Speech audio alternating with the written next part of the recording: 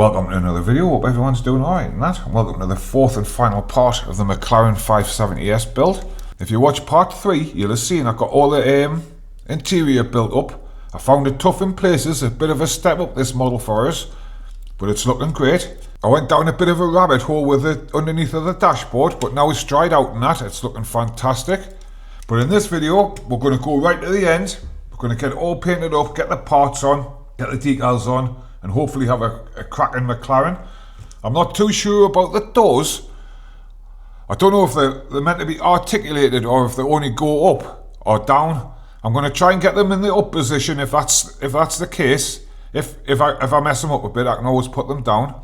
But yeah, fantastic. We're going to be going from 38 on the instructions right the way through to the end. And hopefully we'll come out with something like that. So grab yourself a cuppa, put your feet up, and let's see this thing come together. Fantastic.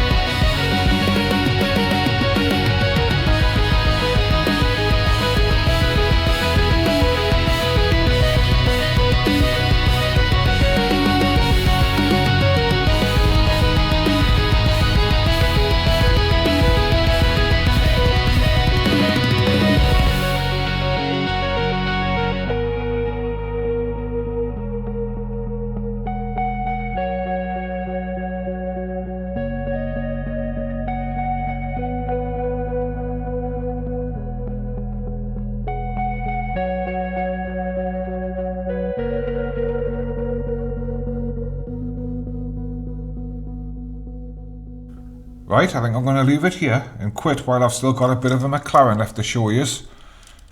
And yeah, you can probably tell in my voice, I'm a bit gutted, a bit disappointed. I thought it was going to turn out a lot better than it has done. But it was tough. This was a tough model. Definitely the toughest I've done so far on that. It started off pretty well. I got the paint on and that, and I thought I'm doing alright here. But my problem started big time when I tried to put the body onto the car. I did get it all lined up properly and I had it in the right place, but I doubted myself because of these gaps here at the back. I know McLarens do have a bit of a gap, but on the instructions it tells you to tuck the body under, or that's how I've read it anyway. So I made the fatal error of pulling the car apart. Bits started falling off. I couldn't get them back on again. I lost 2 bits of glass in the process. They all got fogged up and that, so I decided to leave them out. I have real troubles using this clear fix. I don't know if I'm using it correctly or not. And the super glue, sticking painted parts together. It seems to be a real problem for us, something I'm going to have to work on. But then I moved on with the decals. The big decals went on alright, I suppose. I did forget to put this one on before I put this rail on. So I had to sort of bodge it a little bit, and it's messed up a little bit. The top one, that went on fine. There's a couple of little air bubbles, but I live with that. But it was the tiny little ones I had a problem with the most.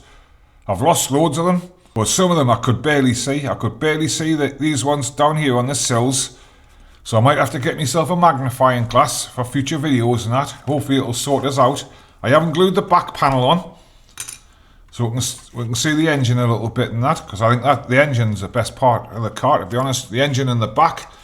I didn't have any indicator paint. I'm going to have to buy some of that, you know, because that looks pretty ropey as well. Then the doors, absolute nightmare again. I tried to put them in the up position. I couldn't figure it out. I was looking at the instructions, going back to the car, looking at the instructions, back to the car. Couldn't figure it. So I thought I'd put them shut. So I trimmed a little piece off, like it says, and it wouldn't fit. So I had to mess about with it a bit and that. I've dirtied the glass up and that. And yeah, bit of a disaster really, like, bit of a disaster. But we'll put it in the cabinet alongside the rest of them. Maybe I'll come back to this one in a year or so and do it again, see if I've improved in that. So right, let's put it in the cabinet, say our goodbyes, have a quick look at next time's model and put this one to rest. I've put it here on the second shelf. I've had a little sort out and I've brought all the cars onto the second shelf just to keep them together and that. You might spot a Ferrari over in the corner there. That was technically my first 124 scale car, but it come out of my mate's loft. It'd been there for about 10-15 years. There was bits missing, the decals were ruined and that, so I don't really count that one. This one was my first box fresh one. I should have gone for something a bit more conventional, I think, and I might have found it a bit easier. But yeah, fantastic. The only way is up. The top shelf I'm keeping for all my best models, the ones I either enjoyed building or the ones that have come out really good and that. So a car could quite easily make it onto the top shelf of that. That's not ruled out in that. The bottom shelf is where I'm going to stick all the military stuff in that, the stuff I don't really know much about. They can go all down there and that, fantastic. But right, we'll have a quick look at my next build and we'll say our goodbyes. Right, next time we're going to be sticking with the car theme again. And we're going to be building this thing. It's an Austin Mini. Fantastic. I didn't expect it being so small. It is absolutely minute. But I picked this one for a reason, because I want to be having a go at seeing if I can use these things. I've had this thing for months and never had a go at it. It's a weathering set. See if I can put some rust on it and that. Fantastic. There's a Mini on the picture there. That's what gives us the idea of that Mini and that. And yeah, fantastic. So if you like the video, hit likes, hit subscribes and that. Like I say, I'm not a perfect modeler. Not far from it, far from it. I'm just a guy having a go. Pick one up. You might enjoy it and that. And yeah, fantastic. So until next time, I'll see you later. Ta-da.